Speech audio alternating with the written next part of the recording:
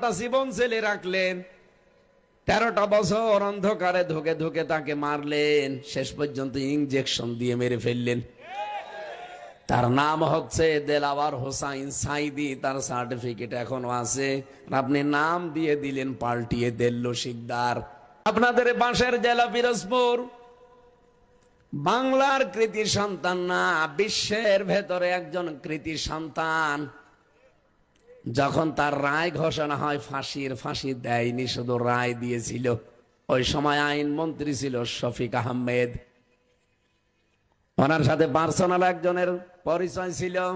তিনি আজকে আমার সাথে সাক্ষাৎ, তিনি বলছিলেন যে ওই সময় ব্যারিস্টার শফিক আহমেদ আইন মন্ত্রী, এ রায়টা পাশ হওয়ার পরে সে আফসোস করেছিল, পৃথিবীর ইতিহাস এইটাই প্রথম যে দুনিয়ায় একজনের ফাঁসির শুধু রায় হওয়ার পর 300-র উপরে মানুষ জীবন দিয়ে দেয়, পৃথিবীতে আমরা পাইনি।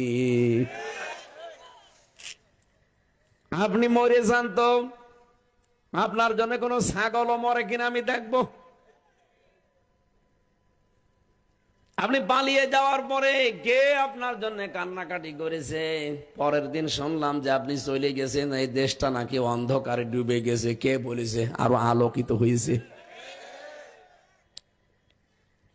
সাবেক আইন মন্ত্রীর কথা আপনি চিন্তা করেন, সে তো প্রকাশ্য ইসলামের দুশ্মন, শত্রু, অথচ বলছে এই লোকটাকে শুধু রায় দিয়েছিলাম, এখনো তো কার্যকর করি নাই। রায় দিয়ে 300 মানুষ জীবন দিয়ে দিল। রায় যদি কার্যকর করতাম তো কি হইতো দেশে? এটা দুনিয়ায় না, এ বাংলাদেশে না, পৃথিবীর ইতিহাসে এই মনে হয় প্রথম।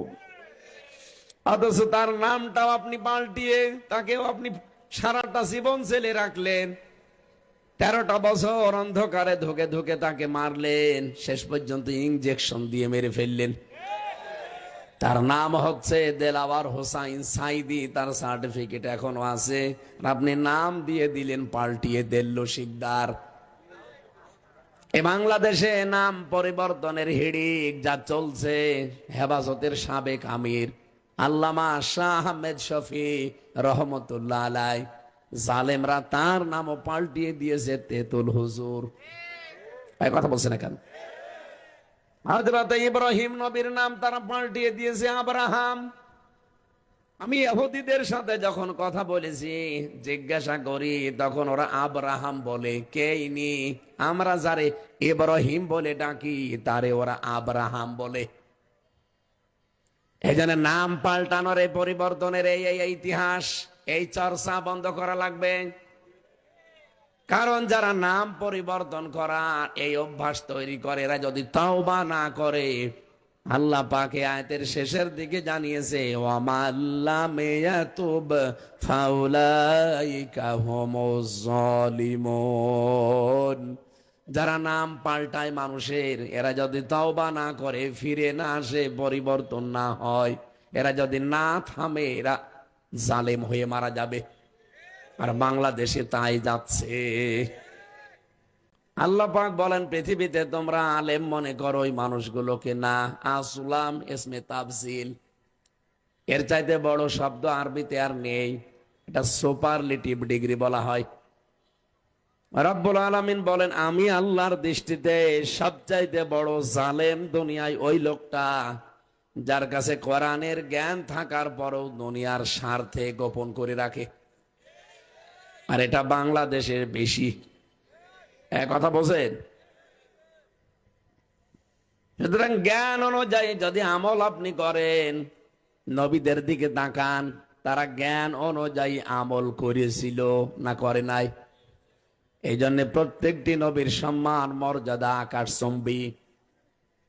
রব্বুল আলামিন বলেন, ইয়া হাসরাতান আলাল ইবাদ মা ইয়াতিহিম মির রাসূলিন ইল্লা কানু বিহি ইস্তাহজিউন। সূরা ইয়াসিনের 30 নম্বর আয়াতে আল্লাহ বলেন, আমার আফসোস হয়, আমার আক্ষেপ ওই বান্দাদের উপরে, এমন কোন নবী রাসূল পাঠালাম না যার সাথে সমসাময়িক মানুষেরা ঠাট্টা করে নাই, বিদ্রুপ করে নাই। ও বাগেরহাট বাসী, বলেন তো নবীদের চরিত্র খারাপ ছিল? তারা মানুষের মাথায় লাঠি দিয়েছে, কারো জমির আইল কেটে নিয়েছে, কারো মেয়ে নিয়ে চলে গেছে। কেন তাদের ওপর অত্যাচার? একটাই কারণ, কারণ তারা জ্ঞানের ওপরে আমল করেছে। কিয়ামত পর্যন্ত যারা জ্ঞানের ওপরে আমল করতে থাকবে তাদেরও ঠিক নবীদের মতো অবস্থা হবে। নবীদের সবচাইতে শোচনীয় অবস্থা করেছিল ওই জামানায়, তাদের নাম পর্যন্ত তারা পাল্টিয়ে দিয়েছিল। আমি বাইরের দেশগুলোতে যখন যাই দেখি খ্রিস্টান, ইহুদি, বৌদ্ধ এদের সাথে মিশি। ট্রেনে হোক, বাসে হোক, বিভিন্ন খাবারের জায়গায় যখন বসে এক জায়গায় একটু কথা বলি, জিজ্ঞাসা করলে আপনার নবীর নাম কি, যদি ইহুদি হয় বলে জোসেফ। জোসেফ মানে মুসা আলাইহিস সালাম। ওরা মোসা বলে না, বলে জোসেফ। নবীদের নামই পাল্টিয়ে দিয়েছে।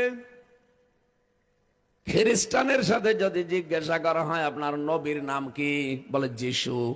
যিশু মানে ঈসা আলাইহিস সালাম।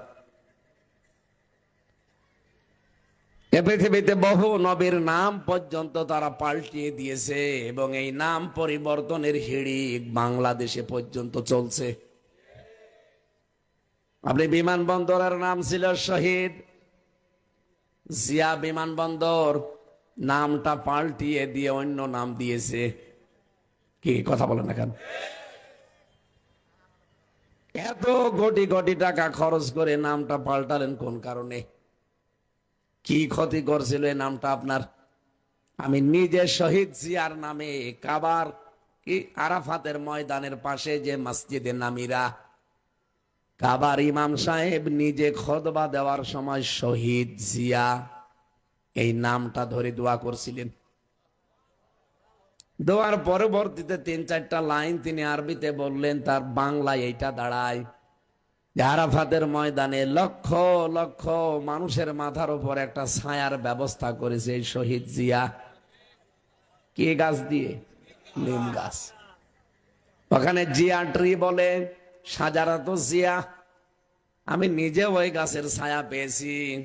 শুধু বাংলার মানুষ না, পৃথিবীর 257টা রাষ্ট্র আছে, যেখান থেকে এই মানুষ যায় এই আরাফাতের ময়দানে যাওয়াই লাগে। কি হজের যে 3টা ফরজ, তার একটা ফরজ ওইটা, না গেলে আপনার হজ হবে না। এই জন্য সারা পৃথিবীর মানুষ যে ওই গাছের ছায়ায় যখন আশ্রয় নেয়, এমনিতেই মরুভূমির দেশ উত্তপ্ত, মানুষ যখন একটু ছায়া পায়, ওই 45-50 ডিগ্রি চলছে, ওই জায়গায় যখন একটু ছায়া পায় মনে হচ্ছে আমি জান্নাতে আছি। তখন মন থেকে এই দোয়া চলে আসে, আল্লাহ এই ছায়া যিনি দিলেন তাকে তুমি মাফ করে দিও। এই জন্যে কাবার ইমাম 16 সালে আমি নিজে শুনেছি, উনি খুতবা দিতে গিয়ে শহীদ জিয়াউর রহমান এর নাম ধরে দোয়া করছিলেন। কি ক্ষতি হচ্ছিল? জিয়া আন্তর্জাতিক বিমানবন্দরে নামটা থাকলে কেন আপনি কেটে দিলেন? হিংসার বশবর্তী হয়ে সব জায়গায় তো বাবার নাম দিচ্ছিলেন, কিন্তু এখানে আপনি দিতে পারেননি, কারণ জানে যে যদি কোনোদিন পরিবর্তন হয় আমারও বাবার নামও সাথে রাখবে না। ওইটা বাদ দিয়ে এমন এমন জায়গায় দিয়েছে যেখানে জানে যে পরিবর্তন হতে পারে। আপনি দেখেন টয়লেটে পর্যন্ত লেখা আছে বঙ্গবন্ধু টয়লেট। একটা কথা হইল, আগস্টের 5 তারিখের বিকাল 5টা বাজতে বাজতে জনগণ সব পাল্টিয়ে ফেলেছে। এই জন্য নাম পরিবর্তনের হিড়িক এটা ইহুদি আর খ্রিস্টানদের। ওয়ালা তালমিজু আনফুসাকুম ওয়ালা তানাবাজু বিল আলকাব ইলা আখির আয়া। সূরা হুজুরাতের 11 নম্বর আয়াতের মাঝের অংশে আছে, আল্লাহ পাক বলেন সাবধান, কারো নাম পরিবর্তন করে দিবা না। যারা নাম পাল্টিয়ে ডাকে, উলট পালট করে মানুষকে ডাকে, একজনের নাম আব্দুল কুদ্দুস, আপনি ডাকেন এই কুদ্দুচ্চা, এরকম মানুষ নেই? এই জন্য নাম যারা পাল্টিয়ে দেন, বাংলাদেশে বহু নাম পরিবর্তন করে এমন এমন অবিচার করা হয়েছে, আজ পৃথিবীর ইতিহাস পাল্টিয়ে গেছে। আওয়ামী লীগের সাবেক এমপি গোলাম মাওলা রনি আজকে একটা স্ট্যাটাস দিয়েছে, শহীদ আব্দুল কাদের মোল্লা এই লোকটা মুক্তিযোদ্ধা ছিল, অথচ তার নামটা পাল্টিয়ে কসাই কাদের দিয়ে বিচার করে আপনি তারে শহীদ করে দিলেন। কথা বলছেন এখন? তার নাম কি কসাই কাদের? আমি নিজে গিয়েছিলাম ফরিদপুরের সদরপুরে তার বাড়িতে, তার কবরও দেখে আসলাম। তার ভাইটাও বলছিল যে না, কিসের কসাই কাদের, আমার ভাইয়ের নাম আব্দুল কাদের মোল্লা। আর আপনি নাম পাল্টিয়ে তারে দুনিয়া থেকে বিদায় করে দিলেন। এই যে শবে বরাতের নাম শুনি আমরা, মাত্র আর একটা দিন আছে, নেসফে শাবান বলা হয় যেটাকে। হযরতে আয়েশা থেকে বর্ণিত, নবীজি জানিয়েছেন প্রথম আসমানে আল্লাহ এ রাতে এসে আমাদেরকে ডাকতে থাকবেন যে মাফ যদি পেতে চাও আমি আল্লাহকে বলো, আমি আল্লাহ মাফ করে দেব। কিন্তু দুই প্রকার মানুষকে আমি আল্লাহ এই শবে বরাতে শবে কদরে মাফ করব না। এক নম্বরে যারা মানুষ হত্যাকারী। এই কথা বলছেন? সুতরাং বিচারের নাম দিয়ে বিচারিং কিলিং যারা করেছেন, হত্যাকাণ্ড যারা ঘটিয়েছেন, আপনিও মানুষ হত্যাকারী। শবে বরাত শবে কদর না, আরশের পায়া ধরে কাঁদলেও আপনাকে আল্লাহ মাফ করবে না। যাকে হত্যা করেছেন তার বাবা মার কাছে, তার সন্তানের কাছে, তার স্ত্রীর কাছে আপনাকে আগে বলা লাগবে। সে লোকটা বারবার যখন যাবেন ফাঁসির কাস্টে, যেদিন যাবেন ওই দিনও সন্ধ্যাবেলায় তিনি ইফতারি করার পরে চা খাচ্ছিলেন, তার স্ত্রীকে নাম ধরে ডাকতেন পিয়ারি। যে সাক্ষাৎ শেষ সাক্ষাতে গেছে, বলছে তুমি এখন চা খাও আবালা করে। বলছে পিয়ারি আমি রোজা ছিলাম, কিছুক্ষণ আগে ইফতারি করে, যেহেতু আর 3 ঘন্টা পরে 10টায় আমার ফাঁসি, এখন বাজে 7টা, আমি প্রস্তুতি নিয়ে আসি, এই চাটাই আমার শেষ খাবার। তুমি যতগুলো হক আমার উপরে ছিল আমি আদায় করতে পারি নাই, মাফ করে দিও।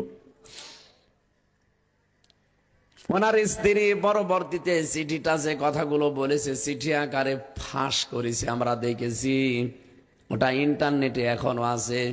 মনে হচ্ছে যে উনি শ্বশুর বাড়ি যাবে রেডি হয়ে বসে আছে। ওই দিন স্ত্রীকে বলেছিল পৃথিবীর মানুষকে জানিয়ে দিও, আমি তো আর কথা বলতে পারলাম না, যে কসাই কাদের আর আব্দুল কাদের মোল্লা এক জিনিস না।